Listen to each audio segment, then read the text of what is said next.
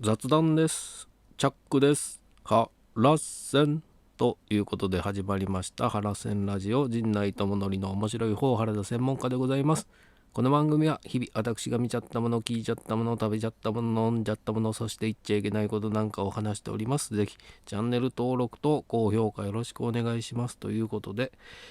昨日は何をしてたかというと、三股又堂さんの単独ライブがありまして、それに、お手伝いしておりました。その感想は別の機会というかね、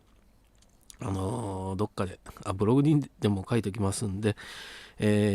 今回は待ちに待った真犯人フラグ真相編のね11話の話をしたいかなね。早速いきますよ。見ましたですわね。真犯人フラグ11話真相編ということで、始まりまして、内容はホームページでね詳しくあらすじも出ておりますんで、ざっくりとしか言いませんが、どっから始まったんだ。アツト君が、犯人はパパでね、ママを殺したって言ったとこから、任意同行を求められて、凌介さんが事情聴取を受けると。それがたまたま病院で記者団に囲まれているところに、来たもんだからどえらいニュースになってしまったということで、もう世間的にも凌介さんが、犯人じゃないかっていうことで持ちきりになったまま、いろいろ調べていくんですが、結果何もこう証拠的な証拠が出ず、返されてしまい、それから何がありましたっけ、あれですね、最終的には林くんが亡くなるという回でしたけども、ここで、僕が、注目した人4人について今日はちょっとこう考えたいと思います。まず一番言いたいのは、僕は元木がこの事件に深く関わっているんじゃないだろうか、その動機は何だっていうところを考えてて、まず動機的な部分からいくと、元木は立花一星君のことが好きで、しかし立花一星君には光ちゃんという彼女がいるっていうのが、もうそこが許せなくて、光ちゃんをどうにかしてやろうというところが動機だとすればですよ、光ちゃんを誘拐したのか襲ったのか分かんないですけどの動機にはなるかなと思って、そことそういうふうに仮定して考えると、まずハコハコカーニバルのね1回目の動画、ひかりちゃんの動画ですねに映り込んでてた椅子がハコハコカーニバルにあった凌介さんの椅子と同一のもの、しかも購入履歴からもそれがもうほぼ間違いないだろう、警察の見解もそうだったってことから、ハコハコカーニバルの鍵をまず盗んだのは、先生らっきょどうされましたっていきなり1話でね出てきたところで、あの時に盗んだのか、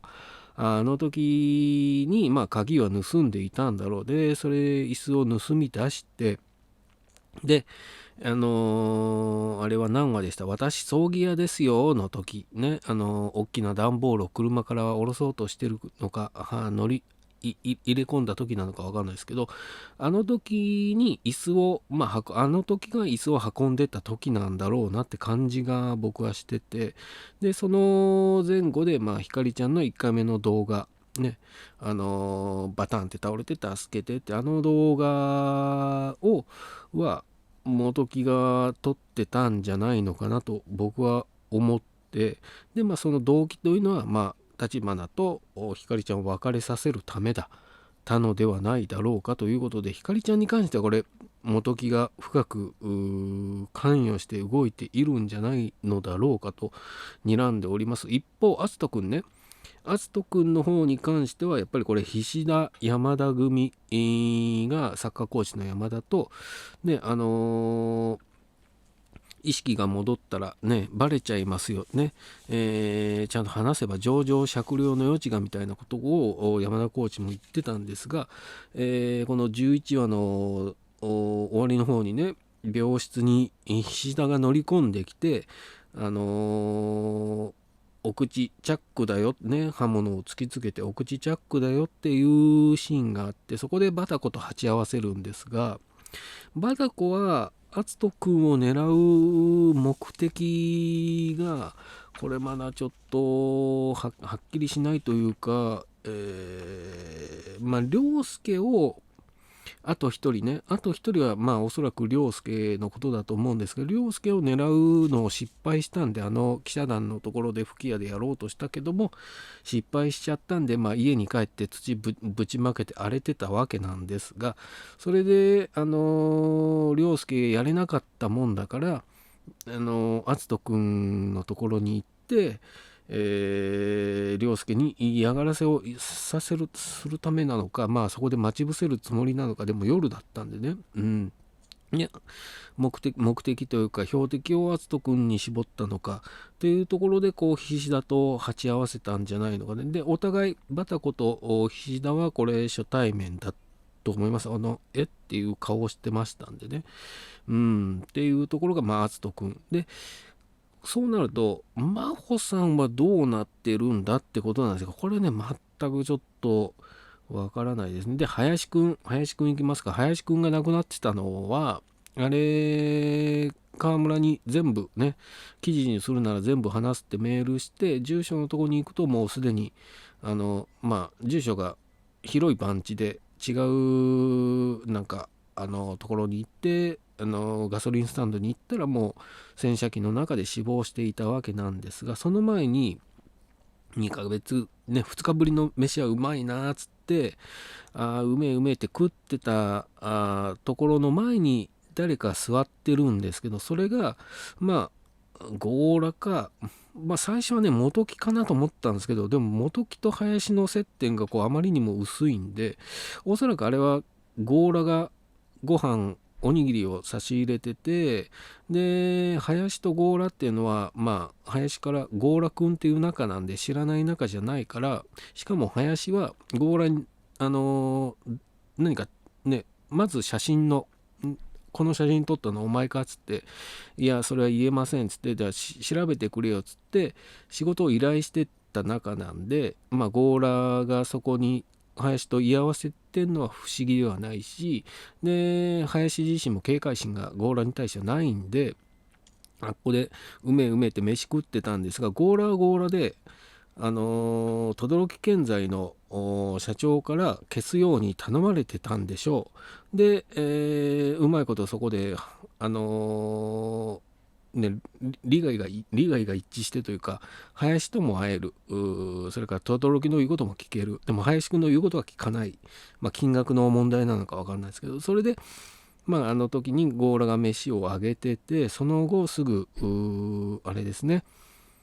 殺害して、だからメールを送ったのももしかしたら強羅なのかもしれないけども、それをする理由付けがちょっとわからないな。どうなんだろう。それは林がやってんのがいいや、あれをやってから殺すってこともないだろうから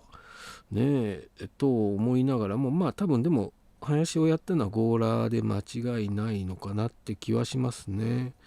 で俺の勝ちだっつって言ってんのもこれね林が強羅にまた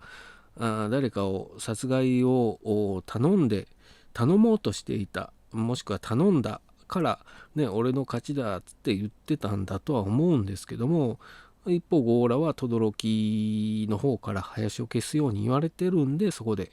殺めてしまったのかなという感じがしますね。なので、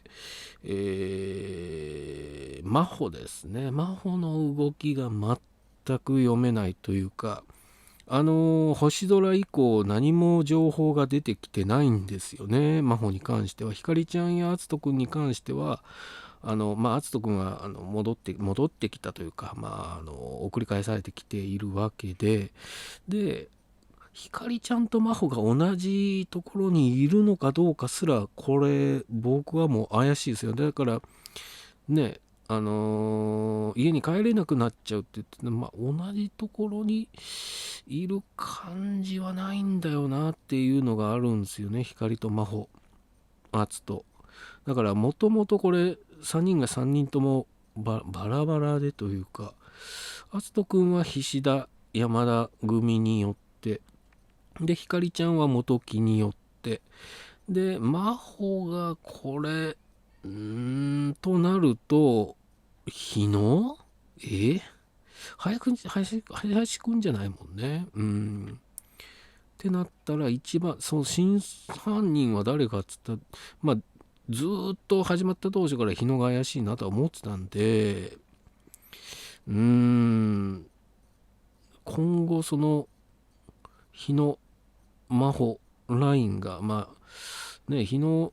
学生時代からので、川村がねちょっと怪しいかなっていう感じもあったんですけど、あと一つ、そうですね、真帆のことに関して真帆のことに関してはすごく熱くなっちゃうんですよね、川村が。だから逆にそれが怪しいのかなとも思ったんですけど、これはどうも白な感じがしますね。ってなると、やっぱり昔のその真帆涼介の関係を知っている中での真犯人は誰かって考えると、日野が一番かなって感じがするんですよね。あと雫石かね。でもやっぱ日野かなということで、真帆のことに関しては真帆の情報が出てこないっていうのと、日野の行動が全く市場の時以外ないっていうとこから、これは真帆に関しては日野が深く関与してるんじゃないかなと、予想の域を出ないですけどね。ひかりちゃんは元木、あつとくんは菱田がやっている。で、バタコはこれ涼介を狙いに行っているんだとは思うんですけどね。涼介に何か逆恨み的なことがあってね、みつるさんと涼介が10年前だかに知り合ってたっていうこともあってだとは思うんですけどね。だからいろんな思惑が同時多発的に起こった事件なんじゃないかな。でそれの真犯人、一人ってなると、誰か舵取りをしているのかっていうと、そんな気もないんだよなって気がするんですよね。そうなると真犯人一人とは言い切れないというかね。あと気になるのは、望月くんが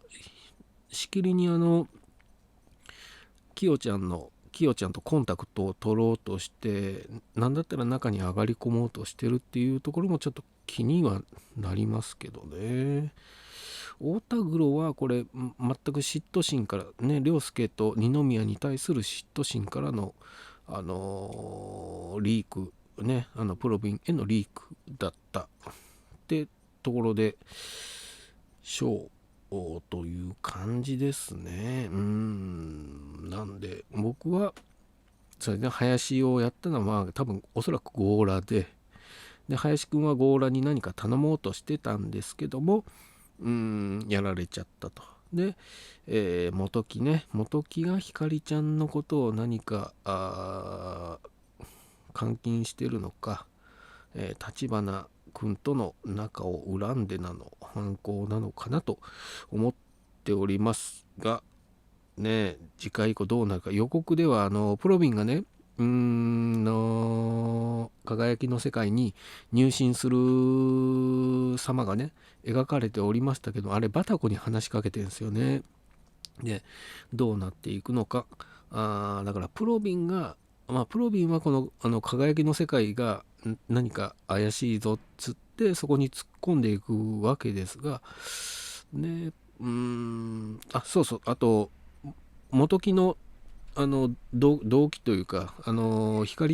木だとして光ちゃんに言わせてたこと、涼介が全てやってるっていうのは、おそらく元木はプロビンチャンネルを見て、そういう風に仕掛けたらいいんだって思ってやってんのかなっていうのもちょっと思いましたね。だからプロビンもプロビンでこの事件を